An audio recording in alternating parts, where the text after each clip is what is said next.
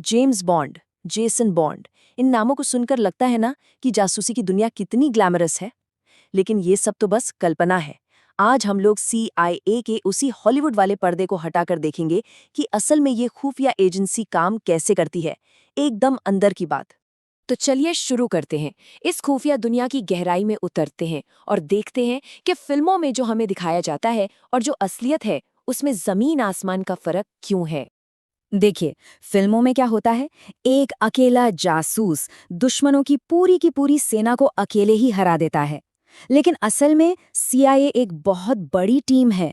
सोचिए, एक बड़ी सी मशीन की तरह जिसका हर छोटा बड़ा पुर्जा मिलकर सिर्फ एक ही काम करता है, जानकारी इकट्ठा करना। और हाँ, यहाँ हर एक एक्शन के लिए इतना पेपर वर्क और इतने अप्रूवल लगते हैं कि ग्लैमर तो कोसों दूर की बात हो जाती है। तो फिर सवाल उठता है, अगर ये फिल्मों जैसा नहीं है तो CIA असल में है क्या? मतलब अगर ये जेम्स बॉन्ड की दुनिया नहीं तो फिर क्या है? इसका असली मकसद क्या है? इस सवाल का जवाब जानने के लिए हमें थोड़ा पीछे जाना होगा, इतिहास में। एक ऐसे समय में जब पूरी दुनिया एक बहुत ही भयानक युद्ध से उभरने की कोशिश कर रही थी। बात है दूसरे विश्व युद्ध के बाद की। अमेरिका को एक बहुत कड़वा सबक मिला था। पर्ल हार्बर पर जो हमला हुआ, उसने एक बात तो साफ कर दी थी कि खुफिया जानकारी की कमी कितनी कितनी ज्यादा खतरनाक हो सकती है। और बस इसी डर ने राष्ट्रपति ट्रूमन को CIA बनाने के लिए मजबूर कर दिया, एक ऐसी एजेंसी बनाने के लिए जो भविष्य में ऐसे किसी भी बड़े धोखे से देश को बचा सके। लेकिन इसकी स्थापना के साथ ही एक बहुत ही जरूरी नियम भी बनाया गया, एक लाइन खींच दी गई। CIA को बनाया गया था विदेशी जमीन पर काम करने के लिए, अमेरिका के अंदरूनी मामलों के लिए नहीं। वो FBI का काम था। ये एक तरह की अदृश्य दीवार थी जो CIA को FBI से अलग करती थी, ताकि ये पक्का हो सके कि इस एजेंसी की पावर का कोई गलत इस्तेमाल न हो। तो अब ये तो समझ आ गया कि CIA बनी क्यों। अब चलिए इस खुफिया मशीन के अंदर झांक कर देखते हैं, समझते हैं कि इसके अलग अलग हिस्से एक दूसरे के साथ मिलकर अपने मिशन को अंजाम कैसे देते हैं। CIA को आप एक 5 हाथों वाले ऑर्गेनाइजेशन की तरह समझ सकते हैं।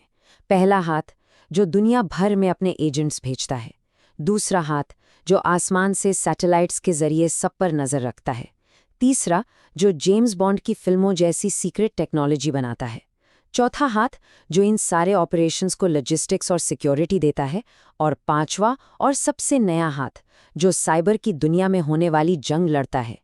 इन सब का अपना अपना बहुत ही खास काम है। अब आते हैं सबसे दिलचस्प हिस्से पर, वो हिस्सा जो जासूसी की दुनिया को इतना रहस्यमयी बनाता है, यानी लोगों से जानकारी निकलवाना। ये असल में एक मनोवैज्ञानिक खेल है और लोग इसे अक्सर समझ नहीं पाते। यहाँ एक बहुत बड़ी गलतफहमी दूर करना जरूरी है। CIA के ऑफिसर्स खुद जासूस नहीं होते, नहीं। उनका काम होता है जासूसों को ढूंढना और उन्हें अपने लिए काम करने को राजी करना। और ये जो जासूस होते हैं, जिन्हें एसेट कहा जाता है, ये असल में दूसरे देशों के नागरिक होते हैं। वो लोग जो किसी न किसी वजह से अपने ही देश के खिलाफ जानकारी देने के लिए तैयार हो जाते हैं। तो सवाल यह है कि कोई किसी को अपने ही देश से गद्दारी करने के लिए राजी कैसे करता है? इसके लिए वो 4 चीजों का इस्तेमाल करते हैं। इसे माइस कहते हैं। M यानी मनी, पैसा। I यानी आइडियोलॉजी, विचारधारा। C यानी कोअर्जन, मतलब दबाव। और E यानी ईगो, अहंकार। सोचिए, ये वो 4 मनोवैज्ञानिक चाबियां हैं जिनसे बड़े से बड़े रहस्यों के ताले खुल जाते हैं। क्योंकि हर इंसान की कोई ना कोई कमजोरी तो होती ही है, बस उसे ढूंढ निकालना ही तो असली कला है। ठीक है, तो अब हम ये समझ चुके हैं कि ये मशीन काम कैसे करती है। अब देखते हैं कि इसके काम का नतीजा क्या होता है, क्योंकि ये एक ऐसी दुनिया है जहां एक जरा सी गलती पूरी दुनिया का नक्शा बदल सकती है। खुफिया काम की दुनिया की सबसे बड़ी सच्चाई पता है क्या है? यहाँ आपकी जीत गुमनाम रहती है। जब CIA कामयाब होती है तो किसी को कानो कान खबर तक नहीं होती। कोई बड़ा संकट चुपचाप टल जाता है। लेकिन जब वो फेल होते हैं तो उनकी एक एक गलती इतिहास की किताबों में छप जाती है, पूरी दुनिया के सामने आ जाती है। तो कुल मिलाके बात यह है कि CIA की असली दुनिया चमकदार गैजेट्स और तेज रफ्तार कारों की नहीं है। नहीं, ये दुनिया है इंसानी दिमाग को समझने की, बड़े बड़े डेटा के समंदर में से छोटे छोटे पैटर्न ढूंढ निकालने की। ये ग्लैमरस कम और दिमागी खेल कहीं ज्यादा है। और यहीं पर आकर एक बहुत बड़ा और शायद थोड़ा परेशान करने वाला सवाल खड़ा होता है।